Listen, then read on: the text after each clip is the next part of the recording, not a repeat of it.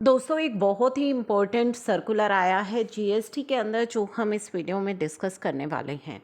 तो इस सर्कुलर के अंदर क्या बातें लिखी गई हैं चलिए जल्दी से जान लेते हैं। Registration of several tax payer have been cancelled under section 29 subsection 2 के तहत काफ़ी सारे टैक्स पेयर्स का रजिस्ट्रेशन कैंसिल किया गया है due to non filing in form 3B या GSTR 14 की फाइलिंग नहीं की गई, जिस वजह से ये रजिस्ट्रेशन कैंसिल हुए।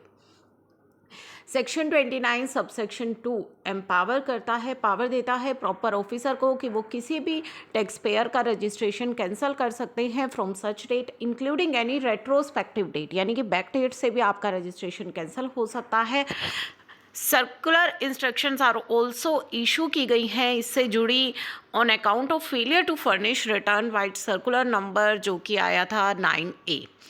During the review of 3B follow-up by field officer, it is noticed that few officers have approved revocation without getting return filed and payment made as required under section 30।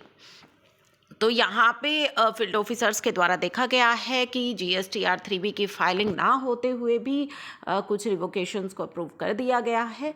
It is was also notice few of registered person जिनके registration cancel हुए हैं was revoked, जिनको revoke भी कर दिया गया है, have not filed GSTR 3B या 4, उन्होंने जो उनकी रिटर्न्स थी पेंडिंग वो फाइल नहीं की है within the prescribe date after revocation of cancellation of registration.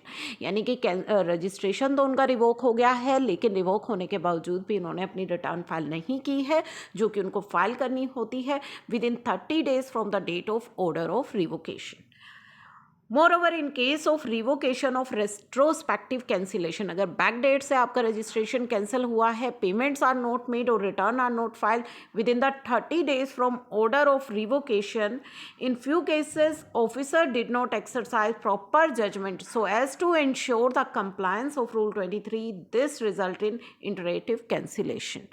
तो यहाँ पे जो प्रॉब्लम्स आई हैं कि रिवोक हो गया है बट प्रॉपर जो फाइलिंग है वो नहीं हुई है, तो उनको लेकर के दो सिनेरियो आपको यहाँ पे बताए गए हैं। ठीक है, इन सिनेरियो को हम इस टेबल से समझने की कोशिश करते हैं तो आपके लिए काफ़ी सही रहेगा।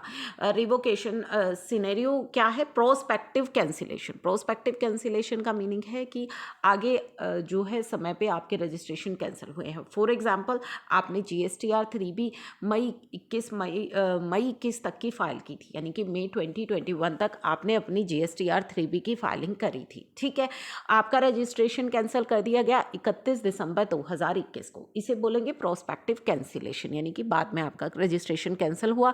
मई तक आपने अपनी रिटर्न फाइल की थी, उसके बाद आपने रिटर्न फाइल नहीं की, जिसकी वजह से 31 दिसंबर को आपका जो रजिस्ट्रेशन है उसे कैंसिल कर दिया गया। अब यहाँ पे इफेक्टिव डेट ऑफ कैंसिलेशन आपकी क्या रही? 31 दिसंबर 2022। ठीक है, तो आपकी जो रिटर्न है, जो कैंसिलेशन है वो 31 दिसंबर 2021 को की गई। अब आपको रिटर्न कौन सी फाइल करनी है? अब मई तक आपकी रिटर्न ऑलरेडी फाइल हो चुकी थी, 31/12/2021 को आपका जो रजिस्ट्रेशन है वो कैंसिल हो गया। तो रिवोकेशन पर अप्लाई करने से पहले आपको जून से लेकर दिसंबर तक की जो रिटर्न है वो फाइल करनी पड़ेगी और पेमेंट जो है, जो भी ड्यू है आपकी, वो आपको पे करनी पड़ेगी। अब आपका जब registration return to be filed within 30 days of revocation, यानी कि अब आपका जब रिवोक होगा रजिस्ट्रेशन, उसके बाद रिवोक हो जाने के बाद आपको कौन से पीरियड की रिटर्न फाइल करनी है? दिसंबर तक की आप ऑलरेडी फाइल कर चुके हैं, जनवरी से लेके जब आपका रजिस्ट्रेशन रिवोक हुआ है तब तक की रिटर्न्स आपको फाइल करनी है within 30 days of revocation.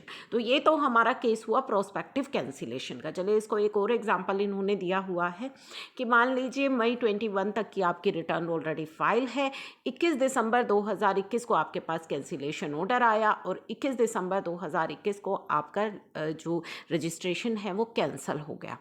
अब आपको कब तक की रिटर्न फाइल करनी है?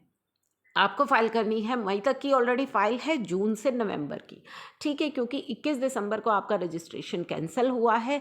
31 को होता तो आप दिसंबर की भी रिटर्न फाइल करते, 21 तक हुआ है तो आपको नवंबर तक की करनी है रिटर्न फाइल, सारी पेमेंट्स आपको करनी है। अब आपका जब भी रजिस्ट्रेशन रिवोक होगा, उस रिवोक होने के 30 दिन के अंदर अंदर आपको दिसंबर से लेके जब आपका रजिस्ट्रेशन रिवोक हुआ है तब तक के पीरियड की रिटर्न्स को फाइल करना होगा। ये प्रोस्पेक्टिव कैंसिलेशन के केसेस हैं।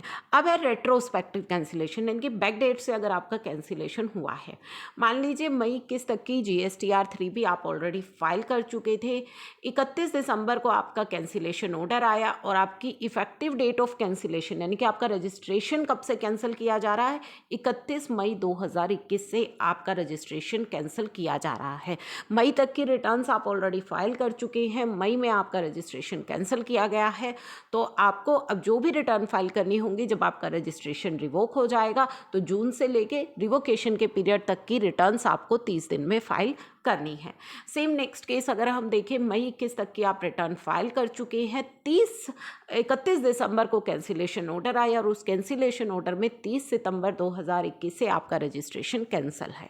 तो आपको कब तक की रिटर्न फाइल करनी है रिवोकेशन से पहले? मई तक की ऑलरेडी आप फाइल कर चुके हैं, जून से सितंबर की, क्योंकि आपकी इफेक्टिव डेट ऑफ कैंसिलेशन 30 सितंबर है, तो 30 सितंबर तक की रिटर्न आपको रिवोकेशन से पहले फाइल करनी है, सभी पेमेंट्स करनी है। उसके बाद रिवोकेशन होने के 30 दिन के भीतर भीतर आपको सितंबर तक की ऑलरेडी फाइल कर चुके हैं, अक्टूबर से रिवोकेशन तक का जो पीरियड है तब तक की रिटर्न आपको रिवोकेशन के बाद 30 दिन के अंदर अंदर फाइल करनी है। तो ये दोनों सिनेरियो आपको आई होप समझ में आ गए होंगे। अब यहाँ पे visit to the POB before revocation. On receipt of application for revocation, the proper officer जो है वो आपका जो प्लेस ऑफ बिजनेस है उसको विजिट करेंगे टू एंश्योर कि जो टैक्स पेयर है इज इन जेन्युइन बिजनेस में है, उसका बिजनेस जेन्युइन है। This will ensure revocation is not done in case of non existing and non genuine tax payer. तो अगर आप नॉन एग्जिस्टिंग टैक्स पेयर है या नॉन जेन्युइन है तो आपका रिवोकेशन नहीं किया जाएगा।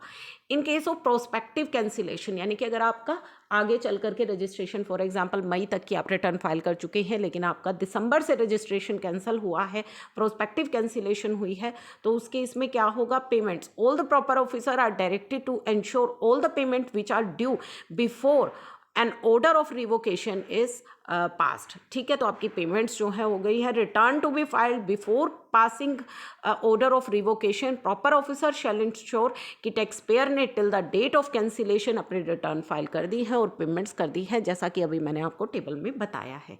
It shall also ensure that taxpayer file all the return due for period from the date of order of cancellation till the date of revocation within 30 days। जैसा कि अभी हमने टेबल में देखा है कि जो बची हुई रिटर्न है वो कब फाइल होंगी? रिवोकेशन के 30 दिन के भीतर भीतर, जिस दिन कैंसिलेशन तक की रिटर्न आप फाइल कर चुके हैं उसके बाद की रिटर्न्स जो है वो 30 डेज ऑफ रिवोकेशन आपको फाइल करनी है। सिमिलर रेट्रोस्पेक्टिव के केस में भी यही चीज़ें चेक होंगी कि आपकी इफेक्टिव डेट ऑफ कैंसिलेशन जो है वो क्या रहेगी और आपकी जो रिटर्न फाइलिंग है वो सभी चीज़ों को प्रॉपर ऑफिसर जो है यहाँ पे चेक करेंगे। Even after revocation if registered person fail to file return, the appropriate action under section 29, section 75 subsection 12, section 62 and section 132 may be initiated if proposed for audit under, if found fit be proposed for audit under section 65। तो आपके against action लिया जा सकता है section 29 में, section 75, 12, 62, 132, और अगर लगता है तो आपको ऑडिट के लिए भी प्रपोज किया जा सकता है सेक्शन 65 के तहत। तो ये काफ़ी इंपॉर्टेंट सर्कुलर है, किस तरीके से आपकी फ़ाइलिंग होनी है, क्या आपकी डेट्स रहेंगी फाइलिंग की, वो सभी चीज़ें आई होप कि अब आपको अच्छे से समझ में आ गई हैं। अगर आपका कैंसिल हुआ है रजिस्ट्रेशन या रिवोक हो चुका है तो अपनी फाइलिंग को अब आपको किस तरीके से चेक करना है वो आपको इस सर्कुलर के द्वारा समझ में आ गया है।